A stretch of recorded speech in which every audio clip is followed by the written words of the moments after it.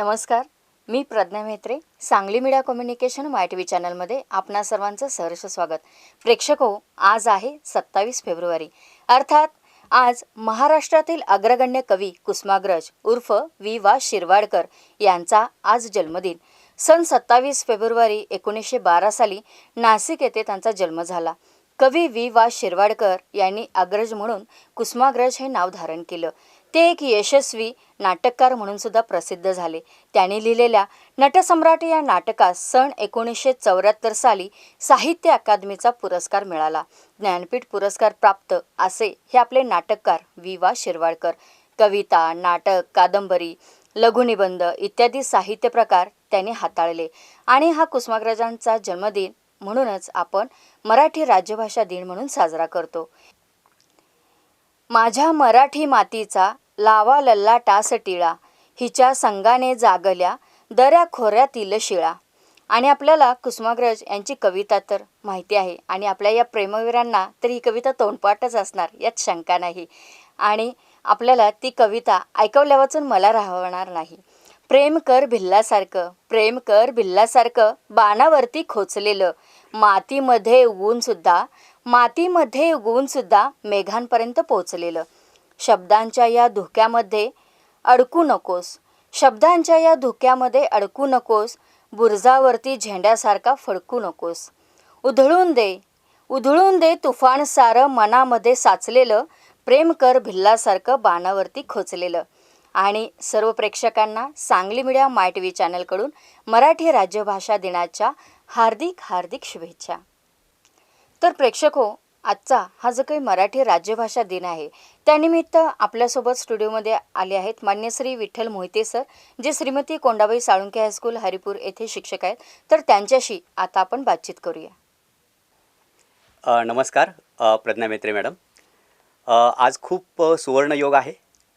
27 February कवी कुसुमाग्रज यांचा जन्मदिवस आणि हा जन्मदिवसच आपण मराठी राजभाषा दिन म्हणून आपली मराठी बांधव मोठ्या आनंदानं आणि उत्साहानं हा दिवस साजरा करतो.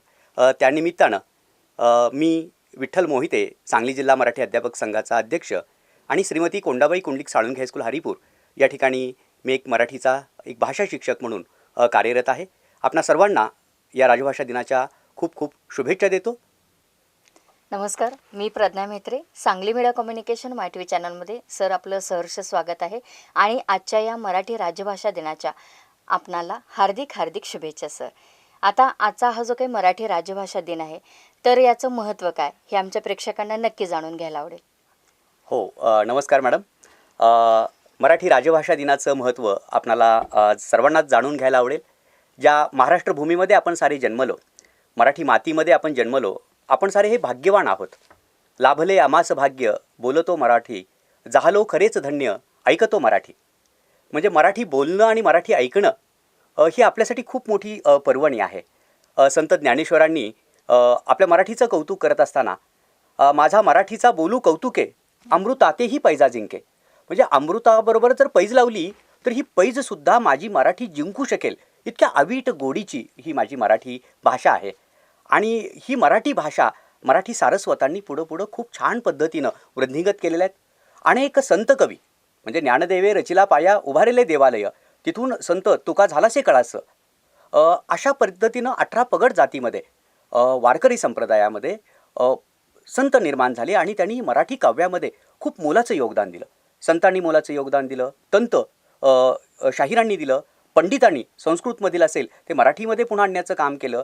त्याच्यानंतर आधुनिक कवी असेल, अलीकडचा कालखंड असेल, आणि यामध्ये कुसुमाग्रजांचं जे कार्य आहे मराठी भाषेसाठी ते खूप मोलाचं आहे, खूप बहुमोलाचं आहे. आपल्याला छत्रपती शिवाजी महाराजांच्या राजवटीमध्ये की मराठी राजभाषा कोश म्हणजे आपला व्यवहार आपल्या भाषेमध्ये व्हावा हे जसं छत्रपती शिवाजी महाराजांना वाटलेलं होतं, तसंच आपल्या महाराष्ट्र राज्याची निर्मिती झाल्यानंतर 1 मे 1960 रोजी आपल्या महाराष्ट्र राज्याची निर्मिती झाली आणि मग आपल्या महाराष्ट्र राज्याची ही राजभाषा आहे तर तिला ती मान्यता मिळावी यासाठी शासन दरबारी कवी कुसुमाग्रजांनी खूप मोलाचे प्रयत्न केले. आणि ती आपली कार्यालयीन भाषा झाली पाहिजे, आपल्या सर्वसामान्यांची ती भाषा झाली पाहिजे असं कुसुमाग्रजांना मनोमन वाटत होतं. आणि त्यासाठी जे त्यांनी योगदान दिलं ते योगदान खूप आणि खूप मोलाचं आहे. आणि मग एवढं प्रदीर्घ कार्य त्यांनी केलं या साहित्याच्या माध्यमातून, या भाषेच्या माध्यमातून. भाषा हे त्यांचं जगण्याचं माध्यम होतं. भाषेवरती त्यांचं नितांत प्रेम होतं आणि त्यासाठी त्यांनी खूप मनापासून हे जे कार्य केलं. तर अशा एका महान आपल्या भाषा साहित्यिकाचा हा जन्मदिवस, हा राजभाषा दिन व्हावा अशा पद्धतीची मागणी अनेक भाषाप्रेमींना वाटत होती. तशा पद्धतीचे प्रयत्न झाले आणि त्याला पुढं मान्यताही मिळाली.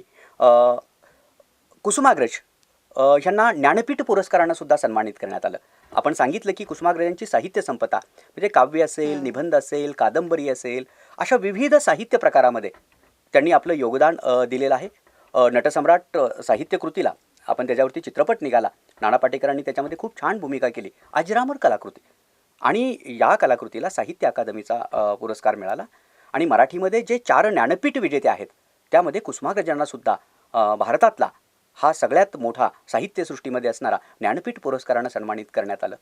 तर असे हे कुसुमाग्रज त्यांनी आपल्या एका छोट्याशा कवितेमध्ये या मराठीच्या बाबतीत, माझ्या मराठी मातीचा लावा ललाटास टिळा, हिच्या संगानं जागल्या दऱ्या खोऱ्यातील शिळा.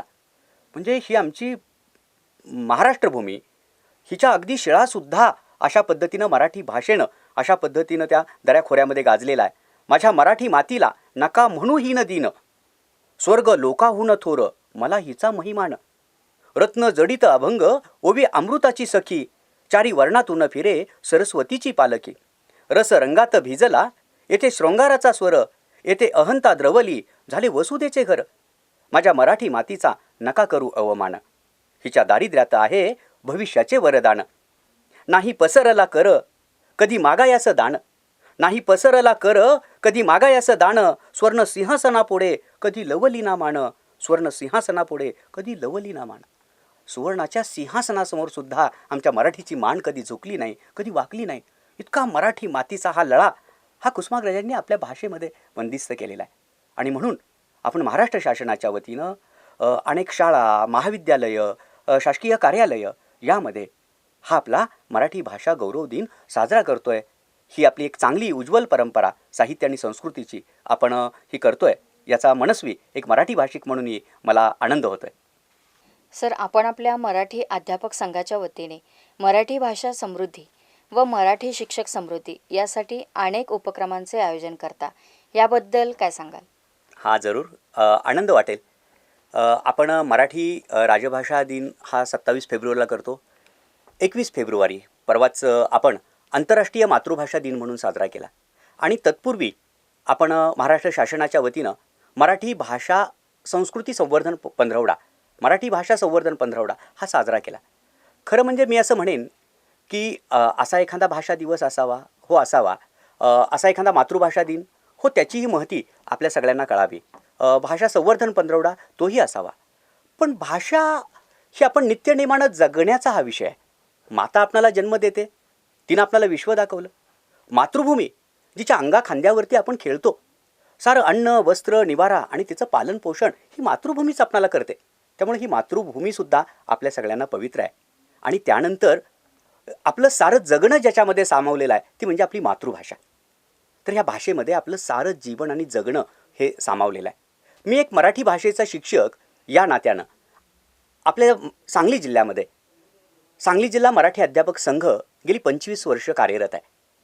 आणि मग याच्यामध्ये शिक्षकांसाठी काही उपक्रम घेतले जातात, काही विद्यार्थ्यांसाठी उपक्रम घेतले जातात. एक गोष्ट यामध्ये महत्त्वाची आहे की शाळांमध्ये विद्यार्थी घडवत असताना, विद्यार्थ्यांना ज्ञानदान करत असताना आपल्या संपूर्ण शिक्षणाचा पाया ही पहिल्यांदा भाषा आहे. ज्याची भाषा चांगली आहे त्याचे सर्व विषय आपोआपच चांगले होतात. आणि भाषा जर कदाचित त्याचा पाया हा थोडासा जर कमजोर असेल तर त्याचं शिक्षणही कमजोर होतं.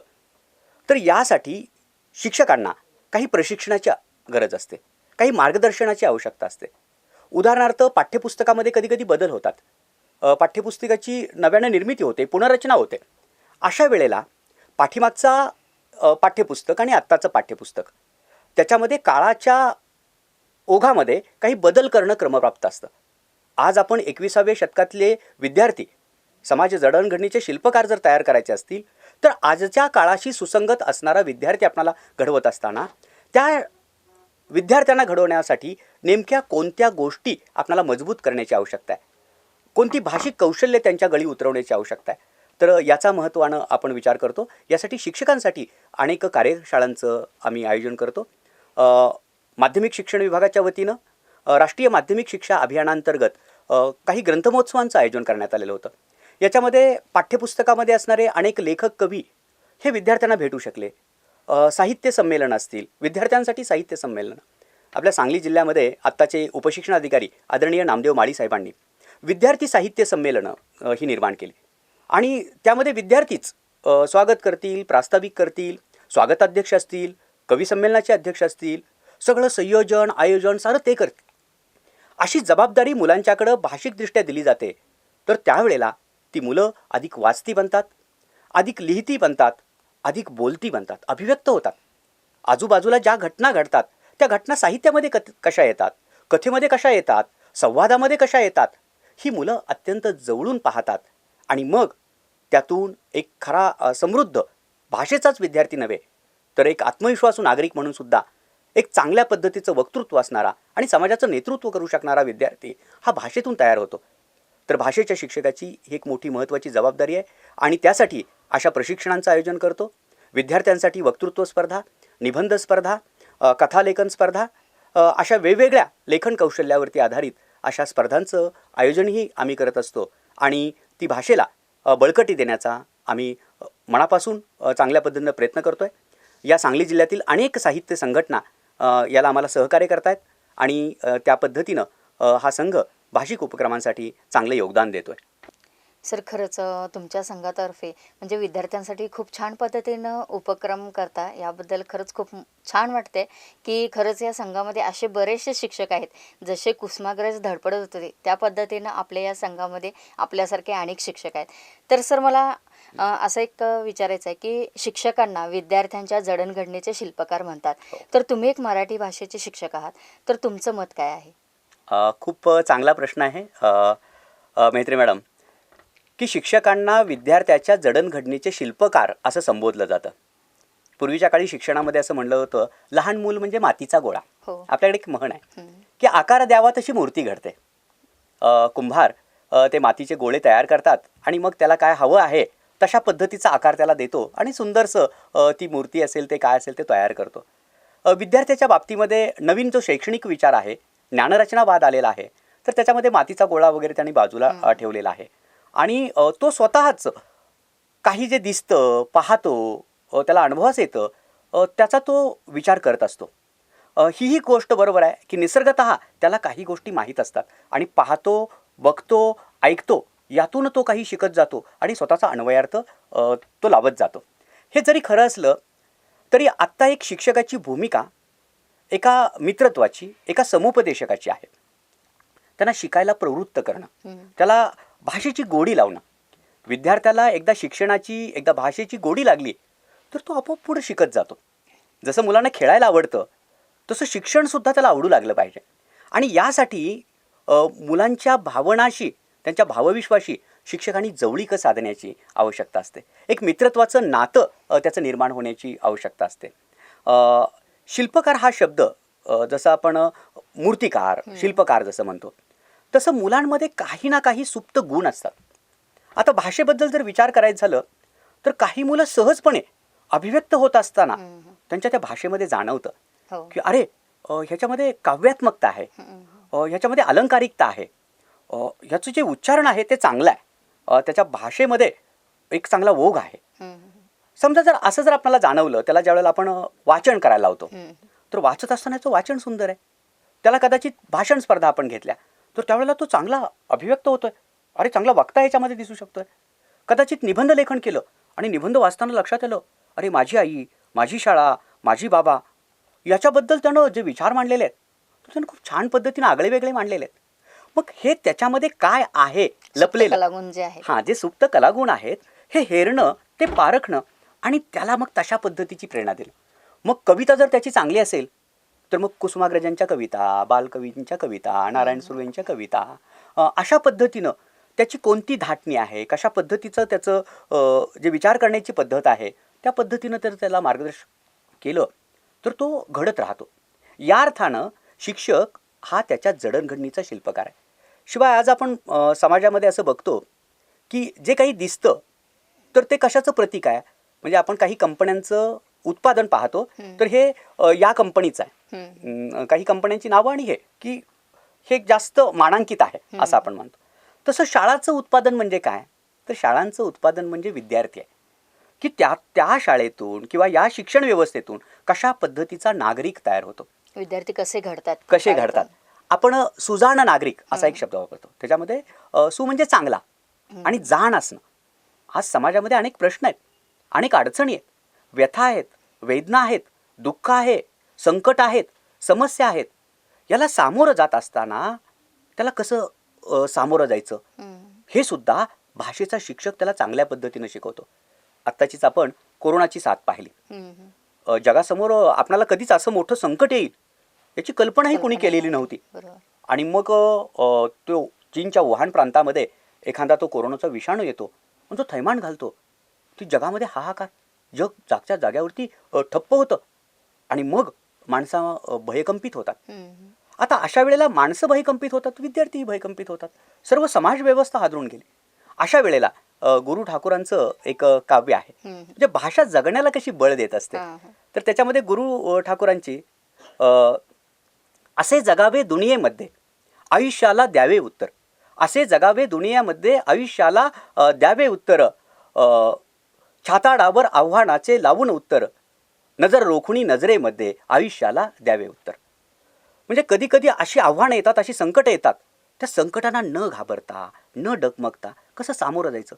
शास्त्रज्ञांनी महत् प्रयासानं त्याच्याबद्दल काय केलं, कोरोना विषाणूच्या संदर्भानं लसीकरणाचा शोध लावला, वेगवेगळी औषध आणली, वेगवेगळी तंत्रज्ञान, त्याचे काही नियम सांगितले. ते नियम जर तुम्ही पाळलात तर तुम्हाला काय होईल, त्याची बाधा पोचणार नाही.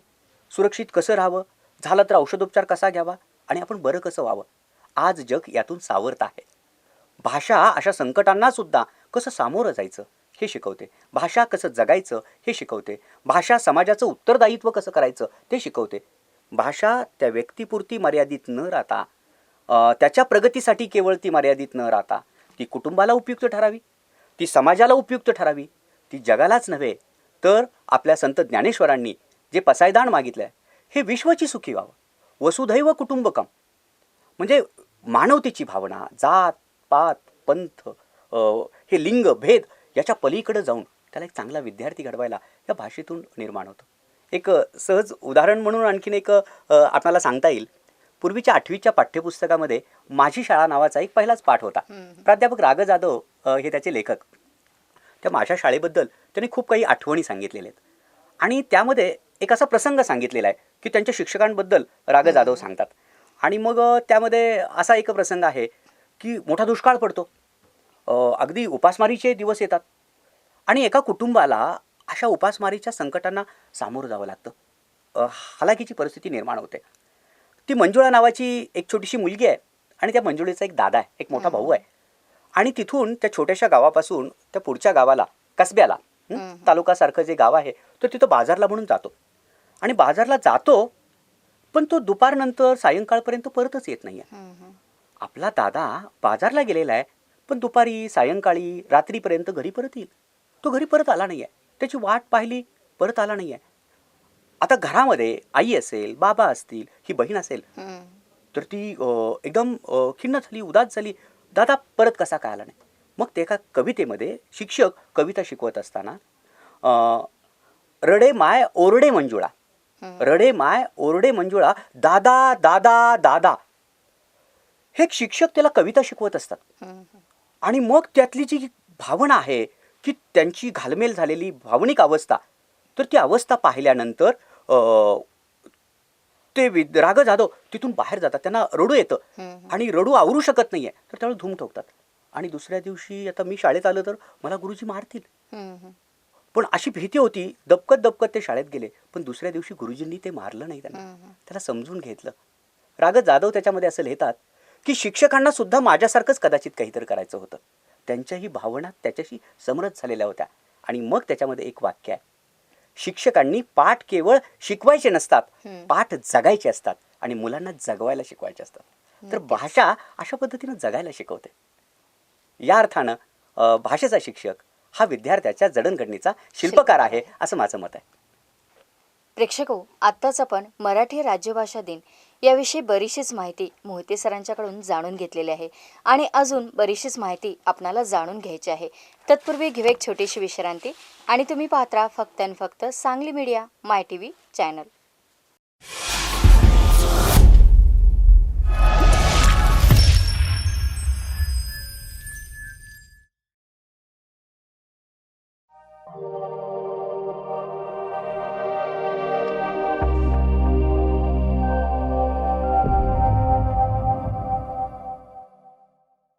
I am Dhundiraj Govind Phalke from India. I want to make a motion picture. Can you help? 3 मे 1913 रोजी दादासाहेब फाळके यांनी राजा हरिश्चंद्र नावाचा पहिला भारतीय चित्रपट बनवला. या चित्रपट सृष्टीला 100 वर्षापेक्षा जास्त मोठा इतिहास आहे. या इतिहासाचे साक्षीदार व्हायचे का तुम्हाला? तर मग आमच्या या SMC मराठी चॅनलवर मराठी चित्रपट व गाणी पहा आणि व्हा साक्षीदार.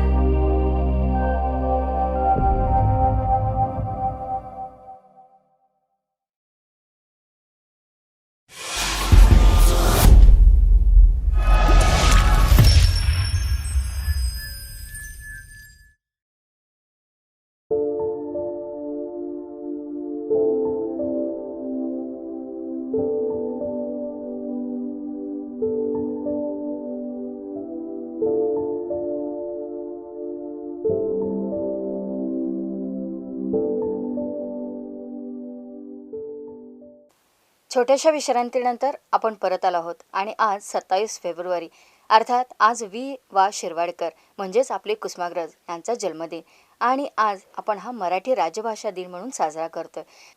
सर, आता भावनिक विकासात मातृभाषेशी महत्त्व असतं याबद्दल आपण काय सांगाल? भावनिक विकासामध्ये भाषेचं महत्त्व मॅडम आपण विचारलं. जरूर सांगता येईल की माणूस म्हणजे एक भावनांचं गाठोड आहे. अनेक भावभावना, सुख, दुःख, राग, लोभ, माया, मत्सर अशा अनेक भावभावना ह्या स्थायी आपल्या ठिकाणी असतातच. तर त्या भावनिक विकासामध्ये भाषेची काही उदाहरणं आपल्याला देता येईल. कवी कुसुमाग्रजांचंच आज आपण हा जन्मदिवस मराठी राजभाषा दिन म्हणून साजरा करताना त्यांच्या कवितांची दाखले मला देता येतील. त्यातील त्यांची प्रेम म्हणजे या नावाची एक कविता आहे आणि त्या दृष्टीनं आपण भावनिक विकासाकडे पाहू शकतो. कवी कुसुमाग्रज प्रेम म्हणजे या कवितेमध्ये म्हणतात, पुरे झाले चंद्रसूर्य, पुरे झाल्या तारा, पुरे झाले चंद्रसूर्य, पुरे झाल्या तारा, पुरे झाले नदी नाले, पुरे झाला वारा. मोरासारखा छाती काढून उभा राहा, अरे जाळासारखा नजरेत नजर बांधून पहा, सांग तिला तुझ्या मिठीत स्वर्ग आहे सारा. हे शेवाळलेले शब्द आणि यमकछंद करतील काय? डांबरी सडकेवरती श्रावण इंद्रधनू बांधील काय? अरे उन्हाळ्यातल्या ढगासारखा हवेत राशील फिरत, जास्तीत जास्त 12 महिने बाई बसेल चुरत. अरे नंतर तुला लगीन चिठ्ठी आल्याशिवाय राहील काय? म्हणून म्हणतो जागा हो जाण्यापूर्वी वेळ. प्रेम नाही अक्षरांच्या भातुकलीचा खेळ. प्रेम म्हणजे वणवा होऊन जाळत जाणं, प्रेम म्हणजे जंगल होऊन जळत राहणं. प्रेम कर भिल्लासारखं, अरे बाणावरती खोचलेलं, प्रेम कर भिल्लासारखं बाणावरती खोचलेलं, मातीमध्ये उगून सुद्धा मेघापर्यंत पोचलेलं. शब्दांच्या या धुक्यामध्ये अडकू नकोस, शब्दांच्या या धुक्यामध्ये अडकू नकोस, बुर्जावरती झेंड्यासारखा फडकू नकोस.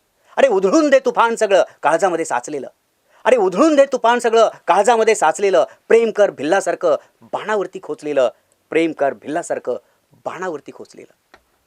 कुसुमाग्रजांना प्रेमाचं शाहीर म्हटलं जातं. इथं ही एक जी भावनिक अवस्था या काव्यामध्ये शब्दबद्ध केलेली आहे. पूर्वीच्या 11वीच्या पाठ्यपुस्तकामध्ये या कवितेचा समावेश होता. आणि दुसरी जी एक प्रेमयोग नावाची जी कविता आहे, ही कविता पाहिल्यानंतर ही प्रेमाची उदात्तता जी आहे, ही एक उन्नत अवस्था आहे, तीही आपणाला याच्यामध्ये पाहता येते. आणि त्या कवितेमध्ये कुसुमाग्रज काय म्हणतात हे ऐकलं की मग आपणाला या संस्कृतीचा सारांश कसा लपलेला आहे तो खूप छान पद्धतीनं कुसुमाग्रजांनी सांगितलेला आहे. प्रेम कुणावर करावं, प्रेम कुणावर करावं, कुणावरही करावं. प्रेम राधेच्या वत्सल स्थानावर करावं, कुब्जेच्या विद्रूप कुबडावर करावं, भीष्म द्रोणांच्या थकलेल्या तीर्थरूप चरणांवर करावं. प्रेम कुणावरही करावं. प्रेम प्रेम सुदामा नावाच्या भटजीवर करावं, अर्जुन नावाच्या राजेंद्रावर करावं, बासरीतून पाझरणाऱ्या स्वप्तसरांच्या चांदण्यावर करावं, यमुनेचा डोह जहरून टाकणाऱ्या कालियाच्या फण्यावरही करावं. प्रेम कुणावरही करावं.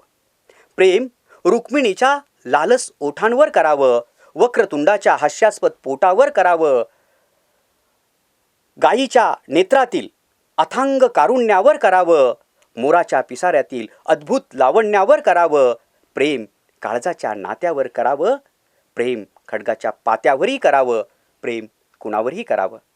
प्रेम गोपीच्या मादक लीलांवर करावं, पेंद्याच्या बोबड्या बोलावर करावं, यशोदेच्या दुधावर, देवकीच्या आसवांवर, प्रेम बलरामाच्या खांद्यावरील नांगराच्या फळावर करावं, कंसाच्या काळजातील द्वेषाच्या जाळावर करावं.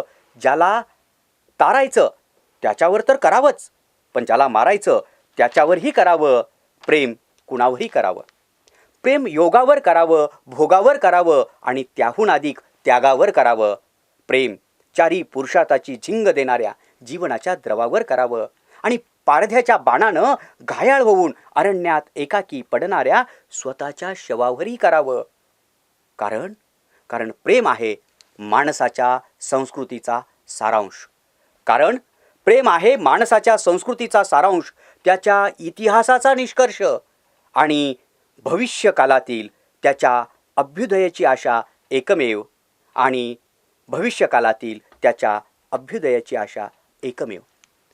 आता ही 2 प्रेमकाव्य ऐकल्यानंतर प्रेम फक्त हे शरीरावरतीच केलं जातं असं नाही. प्रेम आई, वडील, भाऊ, बहीण, शाळा, शिक्षक, समाज, देश, निसर्ग या सगळ्यांवरती प्रेम करता येतं. प्रेम हे काही एका चौकटीमध्ये सीमित होण्याची गोष्ट नाही.